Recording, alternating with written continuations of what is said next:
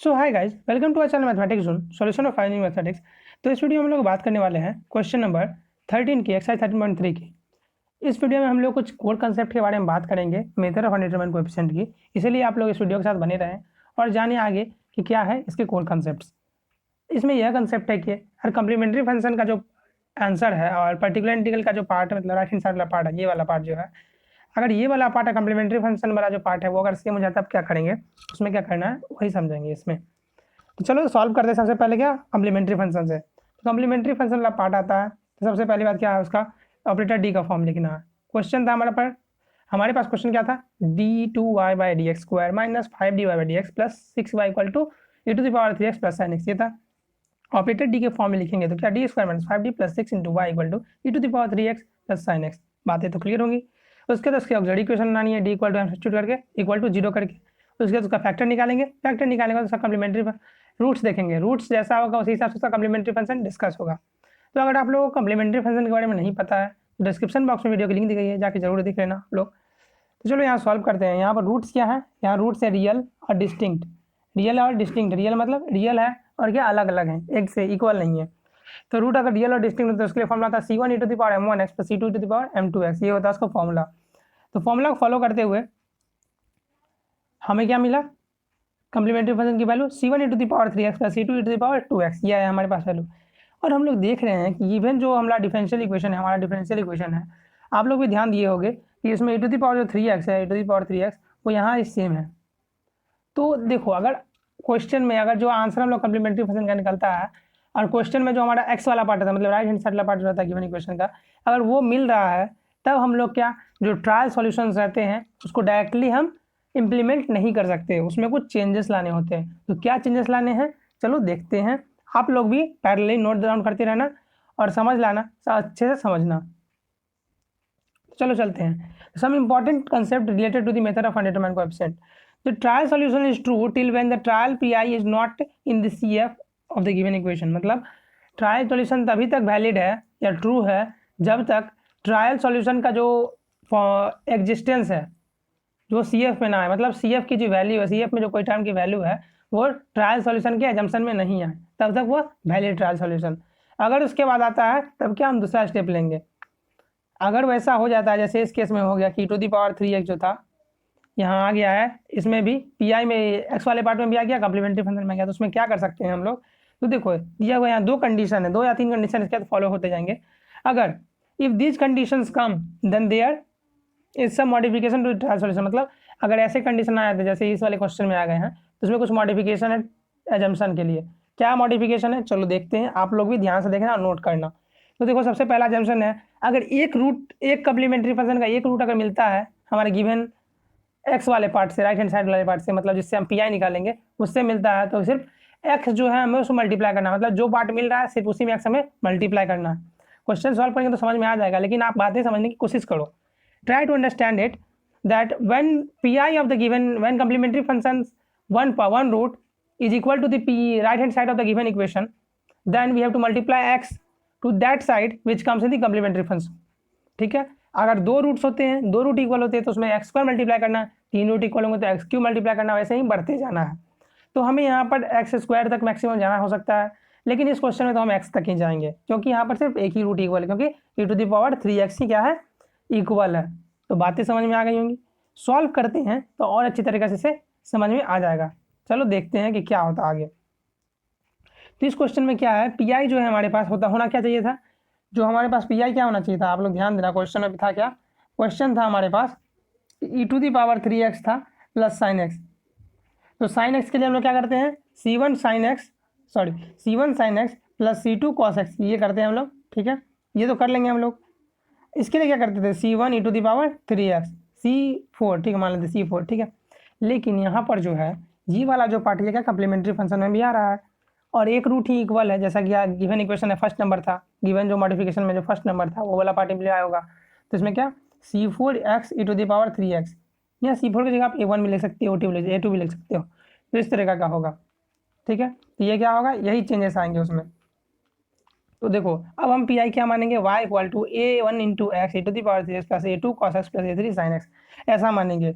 आप लोग a1 a2 a3 किसी को दे सकते हो, कोई फर्क नहीं पड़ता है, सिर्फ समझने का थोड़ा सा दिक्कत है। तो बातें यहाँ तक समझ में आ गई होंगी।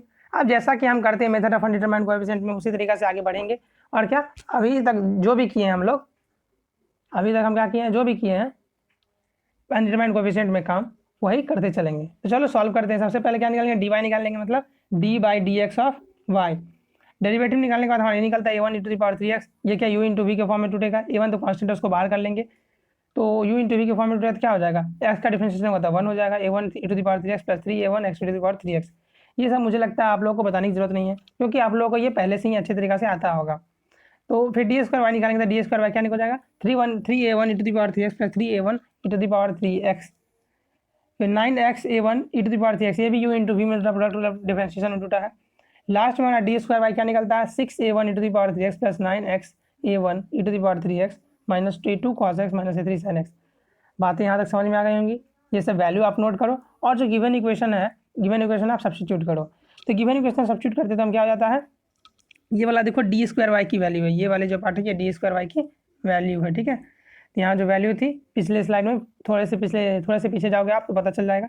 ये जो वैल्यू है इसको बैठाना है गिवन इक्वेशन में, और देखना है कौन कौन कॉमन आ रहा है, कौन कौन कॉमन नहीं आ रहा है, उसी हिसाब से फिर आगे बढ़ना है। जो कॉमन है कॉमन ले काम करना है, जो कॉमन नहीं आएगा उसको क्या करना है, अलग रख देना है।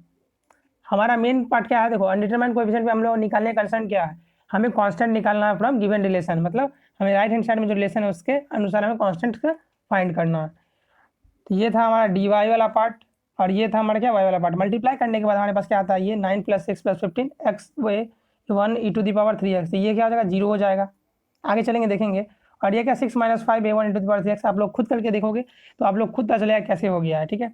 फिर 6a2 - a2 cos x plus minus 5a3 cos x। इसके बाद इसको माइनस करोगे तो क्या हो जाएगा, 5a2 cos x minus 5a3 cos x। 5 common ले लेंगे तो बातें क्या हो जाएंगी, हमारे आसानी से सॉल्व होने लायक हो जाएगी। 6a3 sin x minus a3 sin x plus 5a2। अब यहाँ का a3 माइनस करेंगे तो क्या 5a3 sin x हो जाएगा प्लस 5a2 sin x हो जाएगा। 5 sin x कॉमन लेंगे तो a2 प्लस a3 हो जाएगा। अब हम क्या करेंगे, जो राइट हैंड साइड में जो इक्वेशन उसका क्या कोएफिशिएंट को मैनेज करेंगे। जैसे कि यहाँ 0 हो गया था, इसका कोई वैल्यू यहाँ वैलिड नहीं है। आगे चलो देखते हैं क्या होता है इसमें। तो यह ऊपर वाली चीज़ यहीं लिखी, लास्ट में जो लिखी हुई है वही है। यहाँ 0 हो गया तो मतलब इसका कोई वैलिडिफिकेशन नहीं है, यह कहानी खत्म हो गया।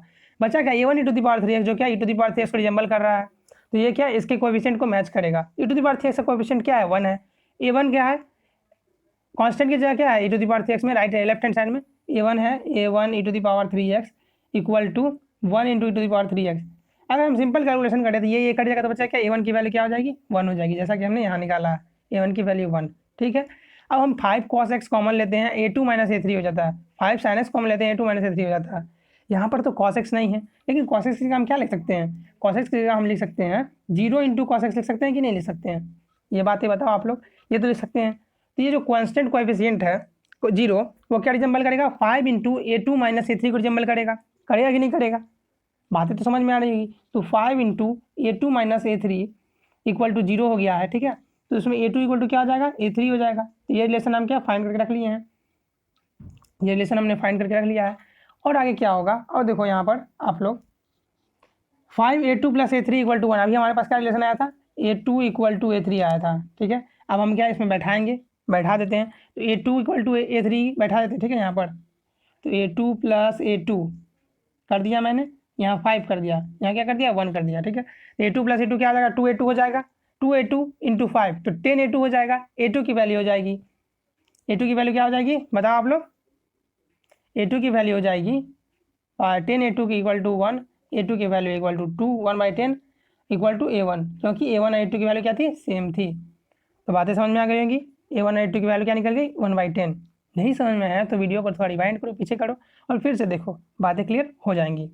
चलो आगे चलते हैं और देखते हैं क्या होता है कि a2 a1 की वैल्यू निकालने के बाद क्या और करना क्या है। जो गिवन इक्वेशन हम लोग माने थे y इक्वल टू, उसमें कांस्टेंट की वैल्यू बैठा देनी और हमारा आंसर क्या आएगा, निकल जाएगा। देखो a2 equal to 1/2, a3 equal to 1/2, और a1 की वैल्यू क्या थी, a1 की वैल्यू थी 1, a1 की वैल्यू थी 1। यहाँ बैठाने के बाद हम लोग क्या माने थे, y इक्वल टू क्या माने थे, a1 x e power 3x ये माने थे। फिर क्या माने थे, उसके बाद माने थे a2 cos x plus a3 sin x, ये माना था ना हम लोगों ने। तो a2 और a1 की वैल्यू क्या 1/10, तो 1/10 हमने कॉमन ले लिया है। a1 की वैल्यू 1 है तो x e पावर 3x हो जाएगा। तो आंसर हमारा पी आएगा क्या हो जाएगा, ये वाई हम एजम्पशन करते हैं, ये टोटल सॉल्यूशन नहीं है, यह बात आप ध्यान में रखो। ये वाई टोटल सॉल्यूशन नहीं है, बस यही बात आप ध्यान में रखो। तो पी आई की वैल्यू हो जाएगी x e⁻³ plus 1/10 sin x plus cos x। ठीक है, तो कंप्लीट सॉल्यूशन क्या हो जाएगा?